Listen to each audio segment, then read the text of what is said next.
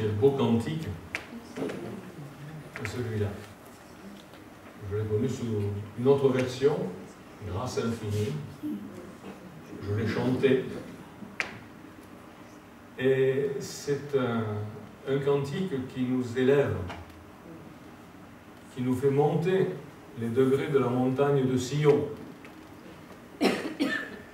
Alors c'est vrai qu'au sommet de cette montagne, il y a une croix, il y a 3 croix. Mais il y en a une qui nous parle, celle qui est au centre. Il y en a une autre qui nous parle aussi. C'est celle du brigand qui dit, qui demande au Seigneur de le pardonner. Et Jésus lui dit, aujourd'hui tu seras avec moi dans le paradis. Et puis il y a l'autre. L'autre croix, c'est l'image de l'humanité qui se perd. Et nous devons être sensibles à l'avenir de tous ceux qui sont pécheurs. N'oublions pas que nous sommes nous-mêmes des pécheurs, mais des pécheurs rachetés, et rachetés par la grâce. Or, une des vertus de la grâce divine, c'est le pardon. Alors, c'est un mot qu'on a retrouvé dans le vieil italien, le latin, etc., qui vient du mot perdonare. Perdonare. Et ce qui est intéressant, je ne vais pas prêcher là-dessus, c'est que le préfixe père, traduit en français par papa, c'est un préfixe qui, lorsqu'il est accolé à un autre terme ou à une autre action, définit cette action ou cet objet comme étant l'aboutissement de la perfection. Pardonner, c'est le sommet de l'amour. Dans son pardon, Dieu est allé jusqu'au bout de son amour. Il l'a utilisé, il a pris toutes les ressources qu'il y avait dans son amour. Perdonner, pardonner.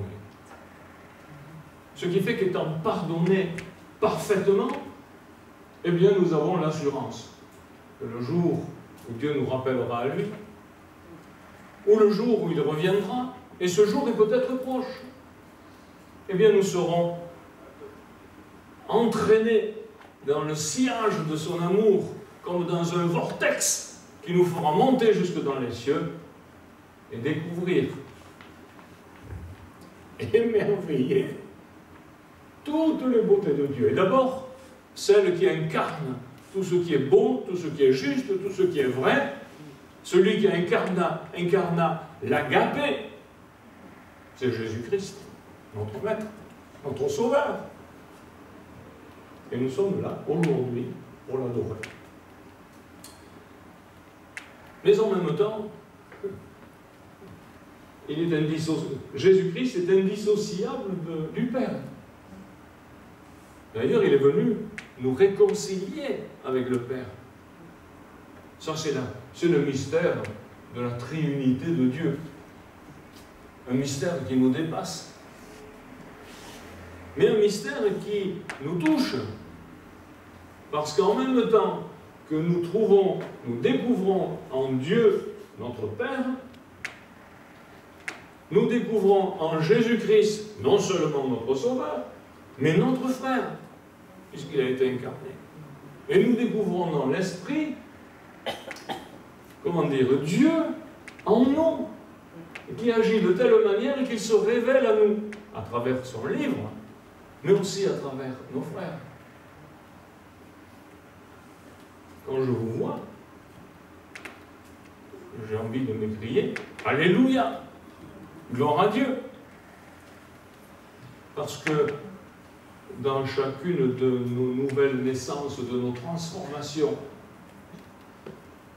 Dieu a mis plus d'énergie, plus d'amour pour nous transformer que lorsqu'il dit que les étoiles soient. Parce que nous sommes encore plus chers à son cœur que la plus belle des étoiles qui scintille dans le ciel. Alors voilà, je termine là-dessus. Je ne sais pas pourquoi je vais m'arrêter. Ça m'arrive quelquefois. Je vais vous dire pourquoi. Le secret de ce qui a fait que j'ai été entraîné. C'est parce que le premier texte que je vais vous lire se trouve dans le livre de l'Apocalypse au chapitre 4. Ah, l'Apocalypse. C'est un livre qui nous révèle beaucoup de choses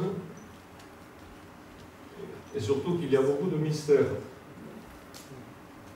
Mais il nous révèle beaucoup de choses sur Dieu. Et nous nous trouvons là au chapitre 4 et au verset 4 devant ce que l'apôtre Jean vient de découvrir. Aussitôt je fus ravi en esprit.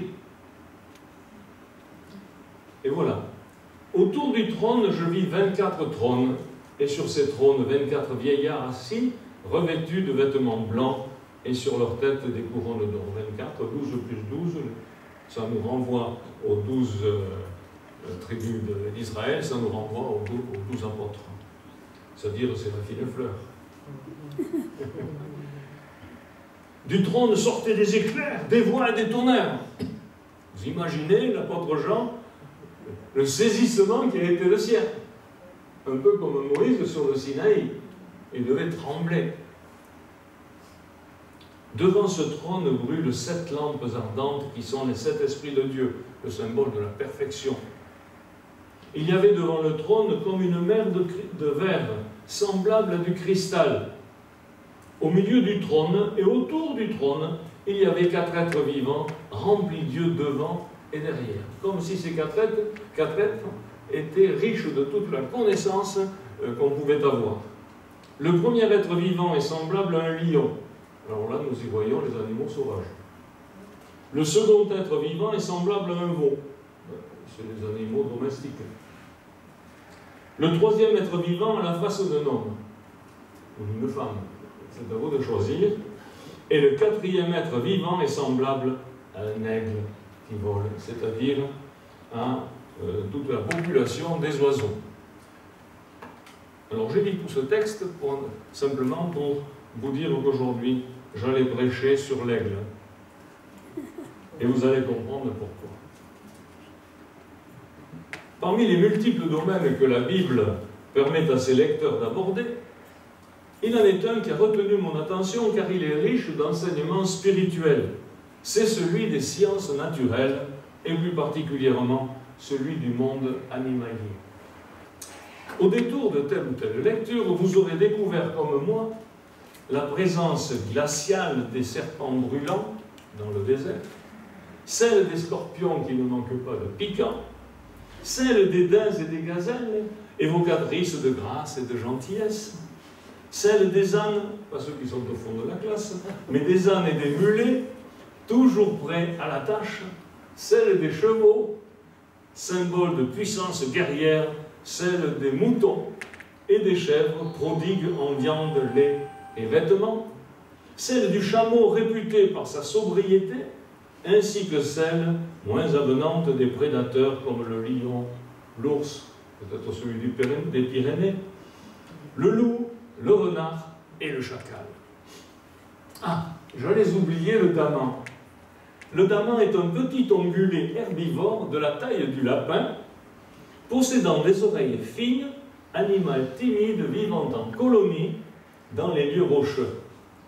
Pour les puristes, je préciserai qu'ils sont à nous. Autrement dit, pour tous les autres, qu'ils sont dépourvus de queue. Vous aurez donc du mal à les voir marcher à la queue le long. Si je me suis contenté de survoler rapidement ces différentes espèces, c'est pour mieux susciter votre intérêt et vous entraîner dans le royaume merveilleux de la jante ailée, communément appelée les oiseaux, que pour certains la volaille, où se côtoient pigeons et colombes, perdrix et cailles, cigognes et hiboux, aigles et vautours. Comme vous l'avez peut-être subodoré, le volatile qui a retenu mon attention, et dont nous parle souvent la Bible, c'est l'aigle. Non pas que ses frères emplumés manquassent d'intérêt, mais l'aigle est au royaume des oiseaux ce que le lion est au royaume des mammifères carnivores, tout simplement royal. Je vous propose donc de porter notre regard sous 3 angles différents, qui vont s'enrichir les uns les autres. L'aigle royal du point de vue de l'ornithologue. L'aigle royal, une image de Dieu, ça c'est pour le théologien, et l'aigle royal, une leçon de vie pour le chrétien.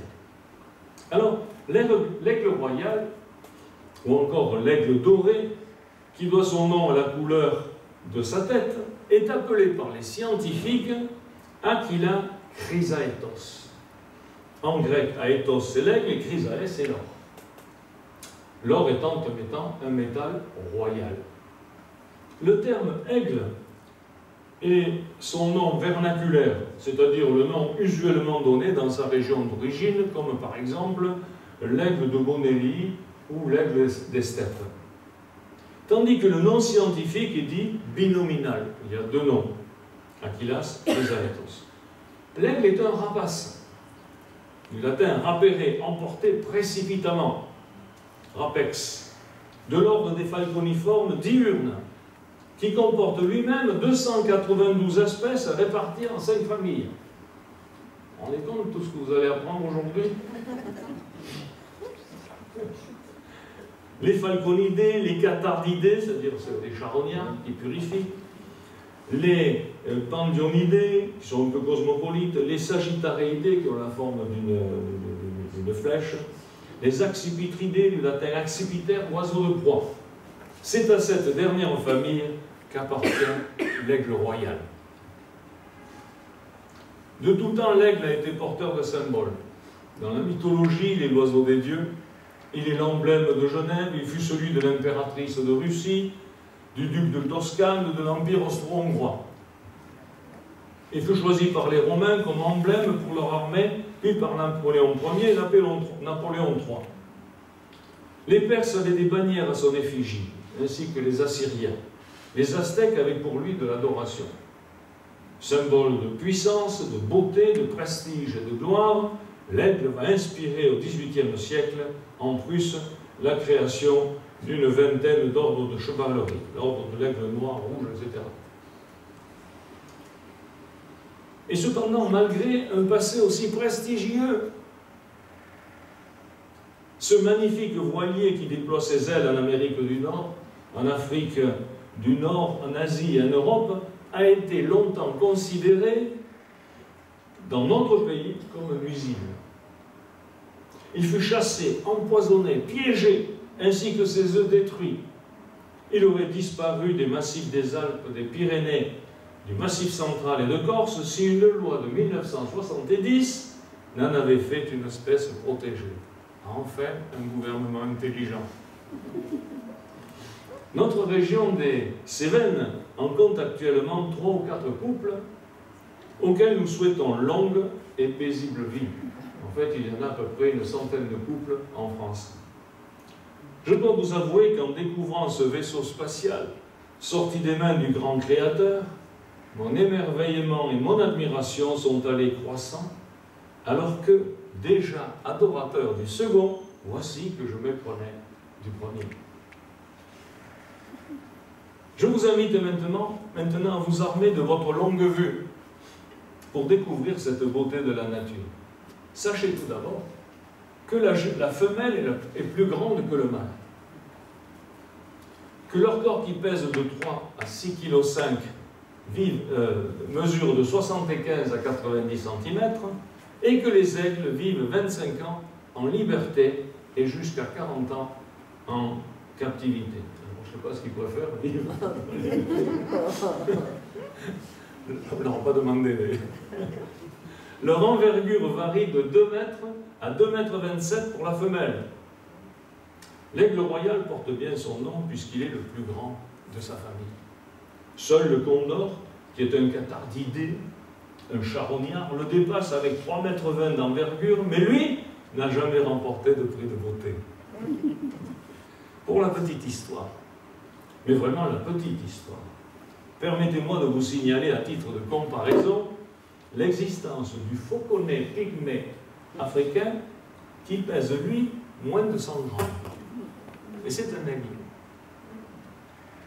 Mais revenons à notre aigle royal, et pour ne pas être chauvin, à notre aigle royal sévénin. Vous le reconnaîtrez à la couleur dorée de ses plumes, les plumes qui lui couvrent la nuque, et l'occiput. L'occiput, c'est en bas.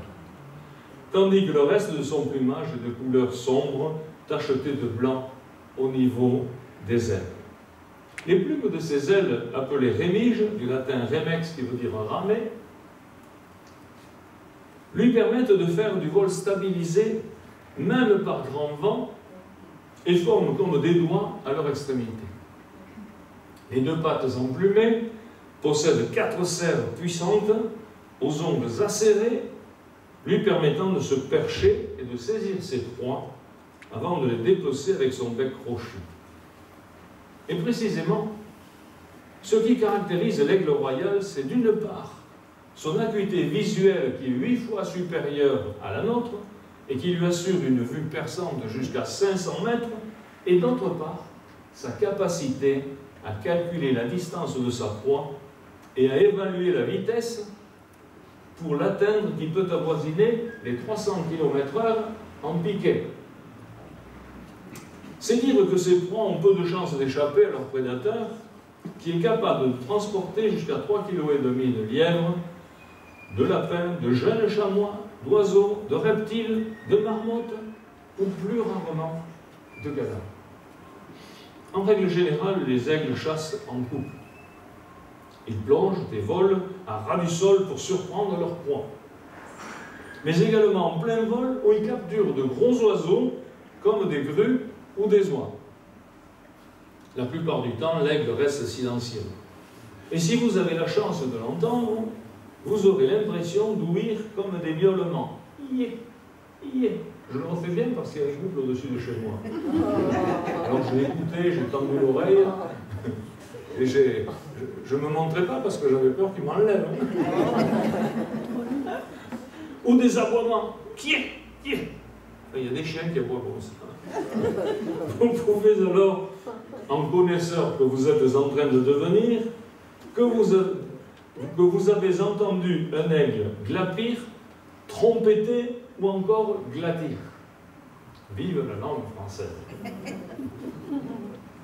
Je vous propose maintenant de diriger votre lunette vers le sommet de la falaise qui borde la camp de l'Hospitalet, au-dessus du Pompidou, en face du Méjean, le Causse Méjean. Si vous n'y êtes pas allé, il faut y aller parce que ça vaut la peine. Et d'observer bien attentivement. Ne faites pas de bruit, car notre aigle, dont les oreilles sont cachées sous les plumes, a l'ouïe fine, même à 300 mètres de là. Alors, si vous êtes enrhumé, n'y allez pas, parce que l'éternuement le chassera.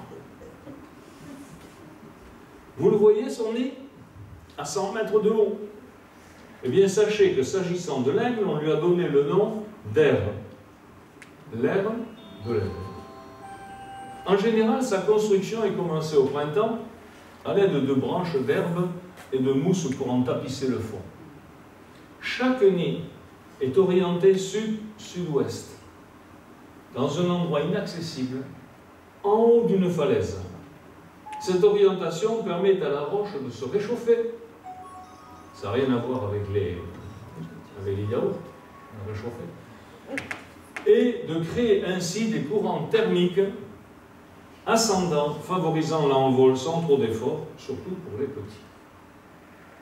Les couples unis pour la vie. Ah, une belle leçon ça, hein?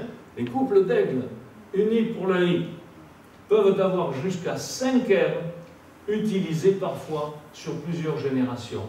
On peut donc dire qu'il ne manque pas d'air. C'est facile. Cette orientation permet à la roche de se réchauffer, comme je le disais. Vous serez étonné d'apprendre que chaque nid mesure jusqu'à 2 ou 3 mètres de diamètre. Vous imaginez? 2 ou 3 mètres de diamètre, avec une profondeur de 90 cm, qu'ils peuvent atteindre 2 mètres de haut au fil des ans et peser jusqu'à 1 tonne.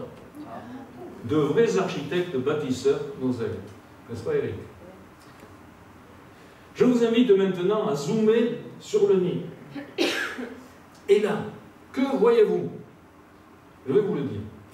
2 aiglons qui battent des ailes, dressés sur leurs pattes, glapissant à gorge déployée, tandis qu'aux abords de l'air, leur mère les encourage sous la surveillance de leurs pères aguets. Nous sommes au mois de mai.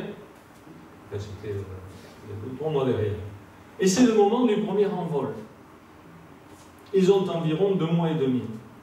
Voilà plusieurs jours que leurs parents ne les approvisionnent plus en nourriture pour les inciter au grand saut. Ils sont malins, hein? Alfred de Musset a très bien décrit ce moment crucial. Lorsque le jeune aiglon, voyant partir sa mère, en la suivant des yeux, s'avance au bord du nid, qui donc lui dit alors qu'il peut quitter la terre et sauter dans le ciel déployé devant lui? Qui donc lui parle mal, l'encourage et l'appelle? Il n'a jamais ouvert ni sa serre ni son aile. Ah, là, il a un pied qui ne va pas. Hein. Et alors, Alfred. Il n'a jamais ouvert ni sa serre ni son aile. Ça, j'aime. Il sait qu'il est aiglon. Le vent passe. Ah, c'est beau. Le vent passe. Il le suit. Il était quand même bien ce Musset. Quel beau spectacle que celui qui s'offre à nous avec le suspense qui l'accompagne. Il arrive en effet, mais rarement, que l'aiglon tombe par maladresse et n'ouvre pas ses ailes assez tôt. Mais quelle joie de le voir faire ses premiers planets et ses premiers atterrissages. 3 mois auparavant, ils étaient encore dans leur coquille couvée pendant 45 jours après avoir été pondus à 2 ou 3 jours d'intervalle. Puis, il leur a fallu 2 jours pour briser leur coquille avec la petite dent qui est au bout de leur bec et qui va tomber dans quelques semaines. Vous voyez si le Créateur fait bien. On n'aurait pas soupçonné quand même ça. Hein? Vous avez bien fait de venir. Le plus souvent, le premier-né agresse le second plus faible et finit par le tuer. On parle alors de caïnisme. Même chez les scientifiques, même chez les biologistes, il y en a qui connaissent la Bible. Quand même, ça ne leur a pas échappé. Le caïnisme. Dans notre cas, le deuxième étant une femelle, était une femelle plus grosse que le mâle, et donc a pu lui résister. Jusqu'à ce premier envol, ils ont été nourris par la mère, tandis que le père planait au-dessus du nid pour prévenir tout danger. C'est la raison pour laquelle vous pouvez le voir décrire des cercles, se laissant porter par les courants ascendants. Son territoire de chasse peut empiéter sur celui de notre couple.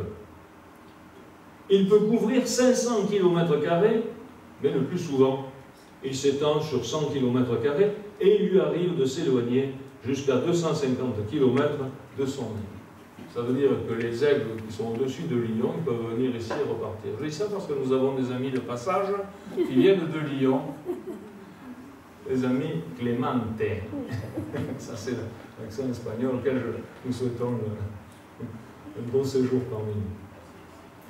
Nos jeunes aiglons qui n'en reviennent pas de tant de sensations de peur mêlées à l'enivrement de leur premier vol sont de retour dans le nid.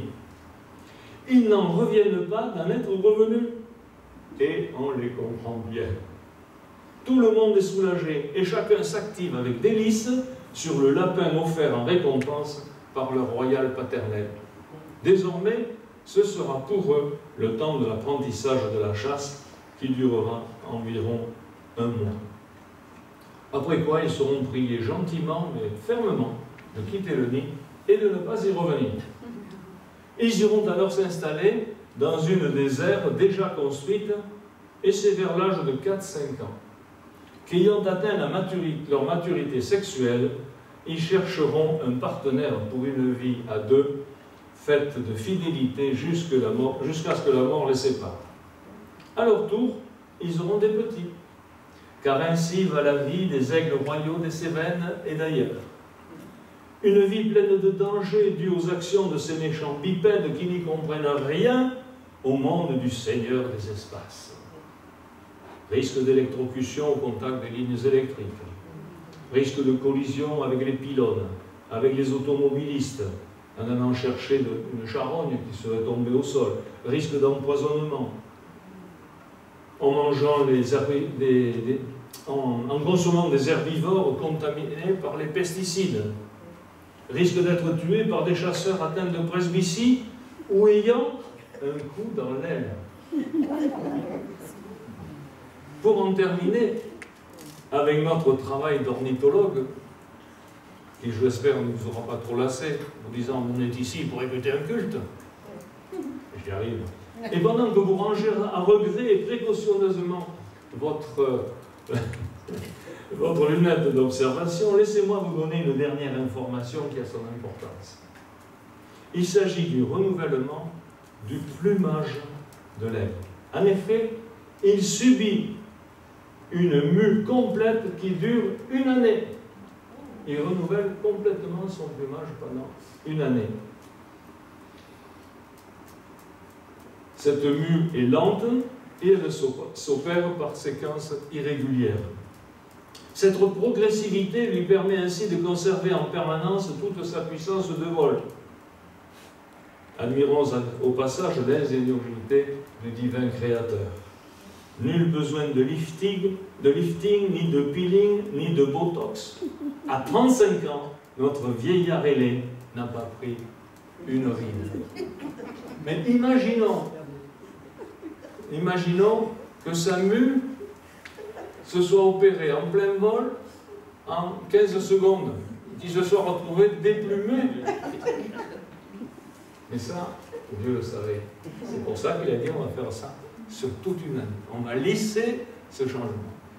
Alors je vous convie maintenant à chausser vos lunettes de vue, pour ceux d'entre vous qui sont atteints de presbytie, pour vous pencher avec moi sur le livre du Créateur et pour y découvrir, avec l'œil du théologien, bien modeste, ce en quoi l'image de l'aigle peut être révélatrice de la personne divine.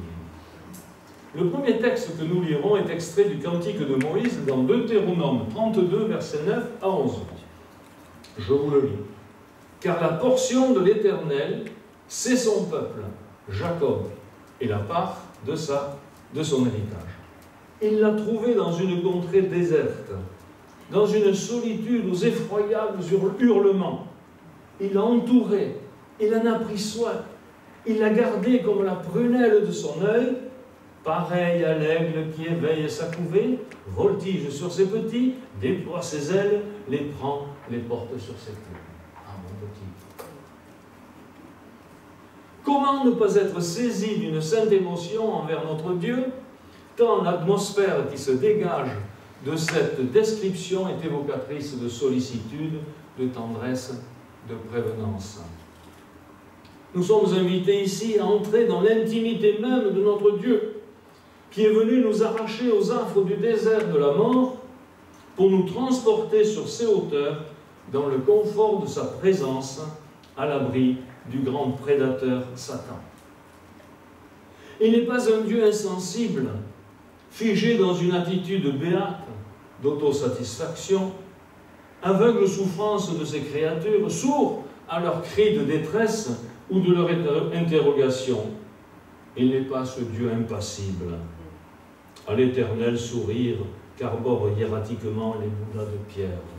Non, le Dieu qui se présente ici à nous, sous les traits royaux de l'aigle, en a toute la noblesse, toute la générosité et toute la vitalité.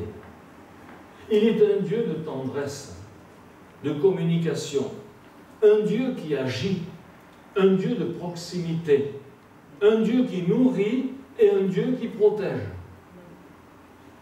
Il est aussi, comme l'aigle, un Dieu qui nous assiste et nous encourage lors de nos premiers envols dans l'espace limpide et azuré de son royaume de lumière, et nous enseigne à déployer les ailes de la foi et à découvrir et émerveiller les courants ascendants du souffle de l'Esprit qui nous portent plus haut, toujours plus haut, là où l'amour divin rayonne comme un soleil. S'il fallait définir notre Dieu tel qu'il ressort de cette émouvante description, nous dirions sans barguigner qu'il est tout simplement notre Père céleste. Et encore plus simplement, qu'il est notre Père. Et si nous nous devions retirer de cette